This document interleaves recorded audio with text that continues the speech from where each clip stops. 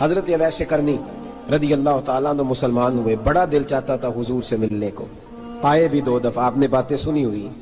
اماں بوڑھی تھی، اماں بوڑھی ہو اور ماں حکم دے دے کہ نبی پاک کے پاس نہیں جانا، ذرا سننا، تو حضرت اویس کرنی، یہ داتا گنج بخش علی اجمیری نے لکھا ہے، یہ امام شورانی نے لکھا ہے، یہ تمام ان پہ سیرت نگاروں نے لکھا ہے، کہا بیٹے میں کمزور ہوں، مجھے چھوڑ کے نہ جانا، چھوڑ کے نہ جانا۔ ایک دن بڑی منت کی، رو پڑے، اماں نے کہا بیٹا جانا، لیکن اگر حضور گھر نہ ہوئے تو تلاش نہ کرنا، میں فالج زدہ عورت ہوں، اٹھ کے چل نہیں سکتی۔ او بھائی، حضرت اویس کہتے ہیں میں نے دروازے پہ دستک دی، یہ امام شورانی کے جملے، سیدہ عائشہ صدیقہ اندر سے بولی کون ہے دروازے پہ؟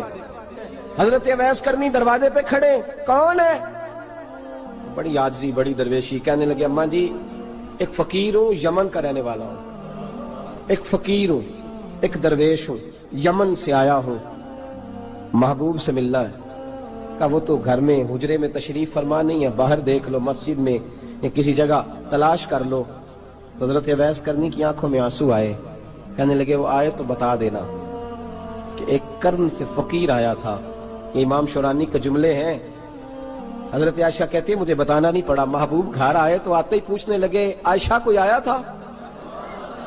علم غیب رسول کے منکر اس حقیقت کو بھول جاتے ہیں، غیب مانا کہ راز ہے لیکن راز اپنوں سے کب چھپاتے ہیں۔ نبی کریم صلی اللہ علیہ وسلم کوئی آیا تھا؟ حضرت عائشہ نے سوال عرض کیا یا رسول اللہ آپ کو کیسے لگا؟ حضور فرمانے لگے کسی کی خوشبو آ رہی ہے، کسی کی، یہ امام شورانی کے لفظ ہے، کسی کی، اگرچہ غالب خوشبو خود محبوب کی ہے، کسی کی خوشبو آ رہی ہے۔ کہ حضور قرن کا رہنے والا کو فقیر آیا تھا، سلام چھوڑ کے چلا گیا۔ جناب عائشہ کہتے ہیں حضور کی آنکھوں میں آنسو آئے، میں نے کہا حضور وہ گیا کیوں؟ تو محبوب نے فرمایا اس کی ماں بوڑھی ہے، اس کی ماں۔ محبوب اگر اماں کے لیے کہتے ہیں چل دیکھیں نا تابی بنے، وہ صحابی نہیں بن سکے، تابی، تو تبلیغ کرنے کیسے چلا جاتا ہے بیمار ماں کو چھوڑ کے؟ تو پیر صاحب کے ڈیرے پہ کیسے پہنچ گیا اماں کو چھوڑ؟ تجھے کس نے اجازت دی کہ ماں باپ بوڑھے تھے اور تو کہے جی میں وہاں جا رہا ہوں، میں نے چلے کرنے ہیں، وظیفے پڑھنے؟